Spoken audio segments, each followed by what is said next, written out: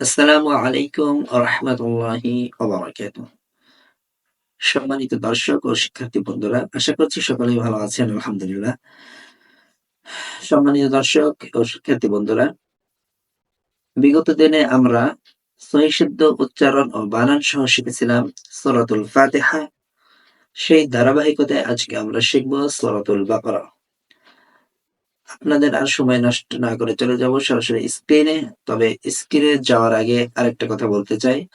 আমাদের এই কোরআনের চ্যানেলটি যে যেখান থেকে দেখছেন অবশ্যই চ্যানেলটি সাবস্ক্রাইব করবেন, লাইক, কমেন্ট এবং বেশি বেশি শেয়ার করবেন। কেননা আপনার দ্বারা যদি অপর কোনো ভাই বা অপর কোনো ব্যক্তি কোরআন শেখার সুযোগ পায় বা আপনার দ্বারা এটা শিখতে পারে, সে আমল করে যে সওয়াবের অধিকারী হবে, আপনিও কিন্তু সেম সেম সেই সওয়াবের অধিকারী হবেন। সুতরাং আমরা বেশি বেশি শেয়ার করব। তাহলে চলুন আর কথা না বাড়িয়ে আমরা সরাসরি চলে যাই স্ক্রিনে। সম্মানিত দর্শক, আমরা চলে আসলাম স্ক্রিনে। এখন আমরা চলে যাব কোরআনে। সম্মানিত দর্শক, আমরা দেখতে পাচ্ছি সূরাতুল বাকারাতি মাদানিয়া। মাদানিয়া মাক্কিয়া এটা কেন হয় সেটা তো মনে হয় আমি বিগত কোনো ক্লাসে বলেছি, তারপর আবার বলতেছি।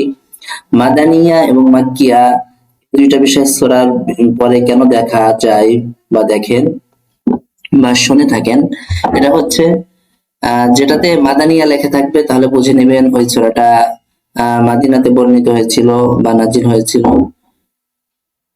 এবং মাক্কিয়া বলা হয় যে সূরাটা বা যে আয়াতগুলো মক্কায় বর্ণিত হয়েছিল, হ্যাঁ, সেটাকে বলা হয় মাক্কিয়া।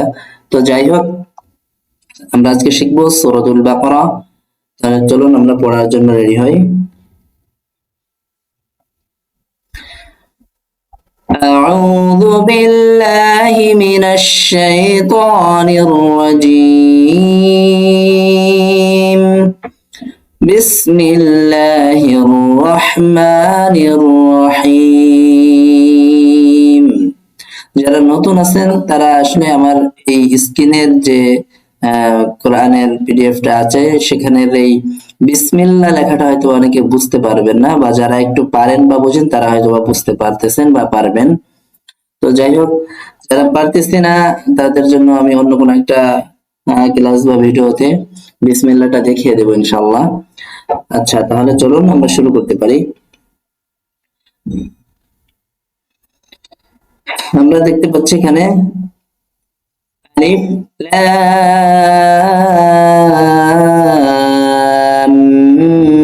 মিম।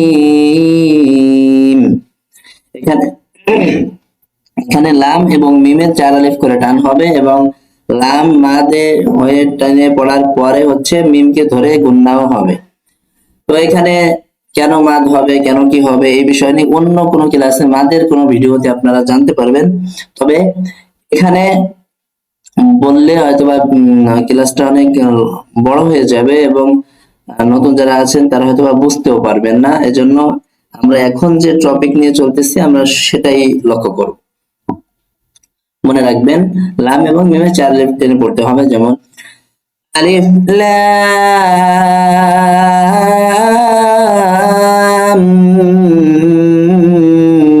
মিম।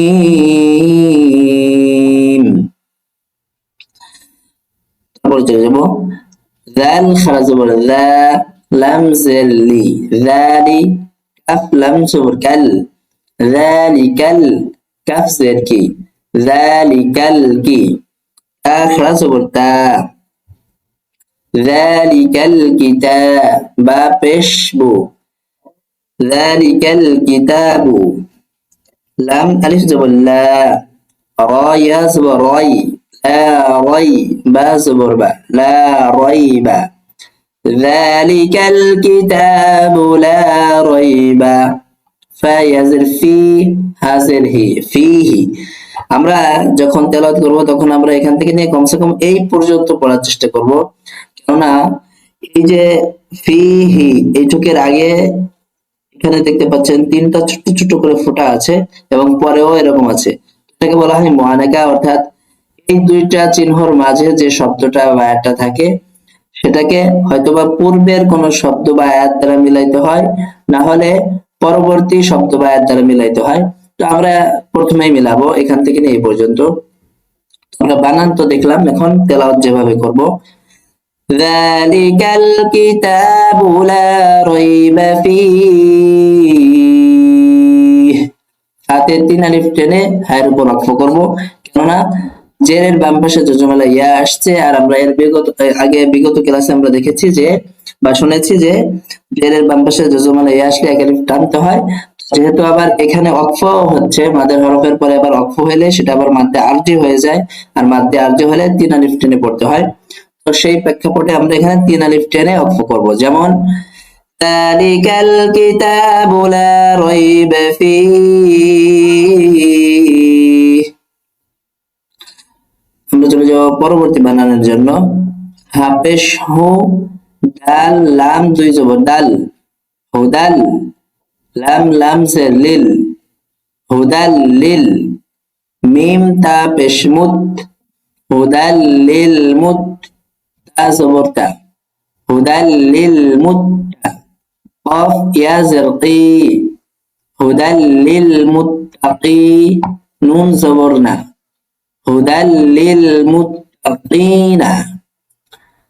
যখন আমরা তেলাওয়াত করব তখন নুনের জবর উচ্চারণ করব না, মানে জবরের উচ্চারণ আনবো না, শুধুমাত্র নুনের উচ্চারণ আনবো। হুদাল লিল মুত্তাকিন।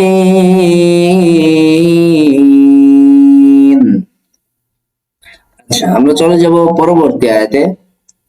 এখানে দেখতে পাচ্ছি আমরা যে শুরুতেই কি আছে, তাসদীদ আছে, আগে একটা আলিফ আছে, এটাকে বলে আলিফে জায়দা। আলিফের উপরে কোনো জবর বা নিচে জের বা উপরে বেশ কিছুই নেই, কিন্তু লামে জবর থাকা সত্ত্বেও লামে তাসদীদও আছে। এখন আমরা জানি যে তাসদীদ ওয়ালা হরফ 2 বার উচ্চারণ করতে হয়। প্রথম হচ্ছে তার পূর্বের হরফের যে হরকত থাকবে, অর্থাৎ জবর জের পেশ থাকবে, সেই জবর জের পেশ দ্বারা ধরতে হবে, এবং দ্বিতীয়বার হচ্ছে তার নিজস্ব যে হরকত থাকবে, অর্থাৎ নিজস্ব যে জবর জের বা পেশ থাকবে সেটা দিয়ে পড়তে হবে। এখন এখানে তো জবর জের পেশ আগে এই হরফে নেই, কিন্তু শুরুতে লামেই আছে। এখন আমরা কিভাবে পড়বো?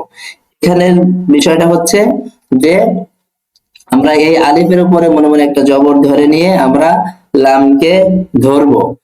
হ্যাঁ, যদিও জবর নেই, কিন্তু আমরা এখানে যদি মিলিয়ে না পড়ি, মিলিয়ে পড়লে সরাসরি নুন লামকে ধরবে, আর যদি মিলিয়ে না পড়ি তাহলে এখানে আলিফে জবর দিয়ে পড়তে হবে। এখানে আরেকটা প্রশ্ন থাকে অনেকের, যে তাহলে কি আমরা কোরআনে যত জায়গায় এরকম পাবো সব জায়গায় কি আলিফে বা যে হরফ থাকে তাতে জবর দিয়ে পড়বো?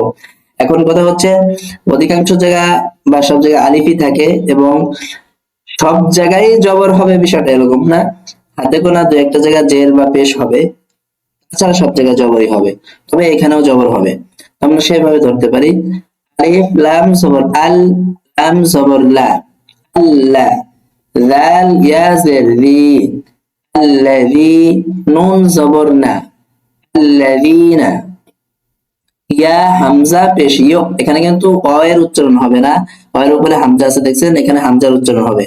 ইয়া হামজা পেশ ইয়, আল্লাযীনা ইউ, মিম জের মি, الذين يؤمن، نون أو بشنو، يؤمنون، نون زبرنا، يؤمنون، الذين يؤمنون، با لام के दौर में با लम से बिल, गईन या जबर गई, बिल गई, बा जेर बी, बिल गईबी, الذين يؤمنون بالغيب, वाव जबर वा, या पेश यू, वायु, कफ या के धरबे, कफ या जेर की, वायुकी, মিম ও পেশ মু, ওয়ায়ুকিমু, নুন সাদ জবর নাস, ওয়ায়ুকিমুনাস, সাদ জবর সা, ওয়ায়ুকিমুনাস সা, লাম খাড়া জবর লা, ويقيمون الصلاة، لا صبرتا، ويقيمون الصلاة، واو صبر و، ميم ميم زر ميم، ওয়ামিম মিম আলিফ জবর মা ওয়ামিম মা র জবর ওয়া জা কফ জবর জা ওয়ামিম মা রাযাক নুন খারা জবর না হা মিম পেশ হুম ওয়ামিম মা রাযাকনাহুম ইয়া নুন পেশ ইউন ফাজের ফি ইউন ফি এখানে ইয়া নুন পেশ ইউন ফাজের ফি ইউন ফি এখানে উচ্চারণটা দুই ভাবে হবে কেননা ইয়া যখন নুনকে ধরবে তখন হবে ইয়া নুন পেশ ইউন তারপর যখন ফাও বানান করে ফেলবো ফাজের ফি যখন তালাওয়াতের ভিতরে ফা চলে আসবে তখন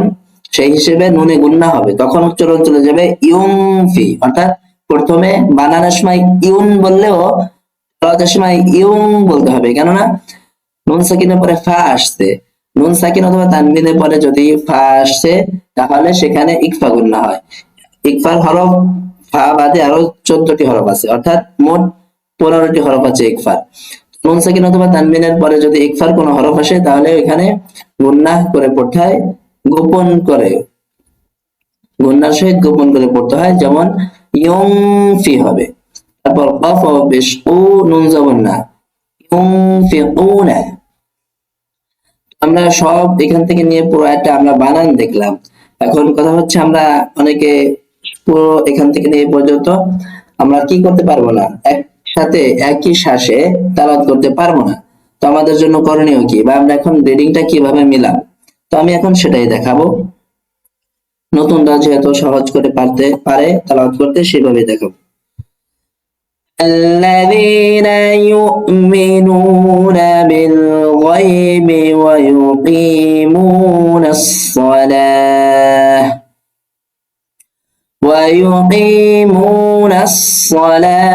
ومما رزقناهم ينفقون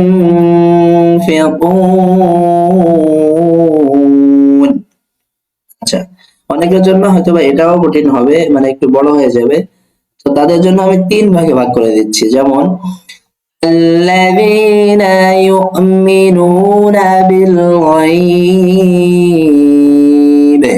এখানে থামতে হবে এখান থেকে পরে মিলাইতে হবে بالغيب ويقيمون الصلاة ومما তে করতে হবে তারপর হচ্ছে এখান থেকে মিলাইতে হবে ومما رزقناهم ينفقون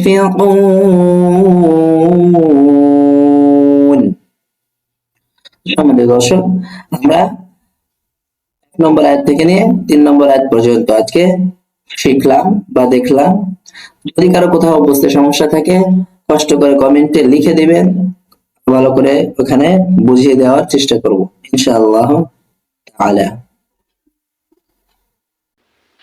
সম্মানিত দর্শক ও শিক্ষার্থী বন্ধুরা আজকের ক্লাস আমাদের এই পর্যন্তই ছিল ইনশাআল্লাহ তাআলা এর ধারাবাহিকতা চলতেই থাকবে আমাদের কোরআন শিক্ষার যে ক্লাসগুলো চলতেছে ধারাবাহিক ক্লাস সহিহ শুদ্ধ উচ্চারণ ও বানান অবশ্যই এই ধারাবাহিকতা চলতে থাকবে আমাদের এই ক্লাসটা এভাবেই সাজানো বা এভাবেই করা যে যারা কোরআন পড়তে জানতো না বা কোরআন তাদের কাছে খুব কঠিন মনে হইতো তারা যেন সহজেই সহিহ শুদ্ধ উচ্চারণ ও বানান সহ শিখতে পারে সেই চিন্তা ভাবনা থেকেই আপনাদের এমন ক্লাস রেডি করা আপনাদের জন্যই তো যারা ধারাবাহিকভাবে কোরআন শিখতে চান তারা অবশ্যই আমাদের চ্যানেলটি সাবস্ক্রাইব করে আমাদের পাশে থাকবেন যাতে আপনিও ধারাবাহিকভাবে কোরআন শিখতে পারেন আর আমাদের ভিডিওগুলো যদি ভালো লেগে থাকে অবশ্যই সবসময়ের জন্য লাইক কমেন্ট এবং বেশি বেশি শেয়ার করবেন কেননা আপনার দ্বারা যদি আপনার কোনো শুভাকাঙ্ক্ষী বা আপনার কোনো ভাই বা আপনার কোনো আত্মীয় স্বজন বা আপনার কোনো একজন ব্যক্তি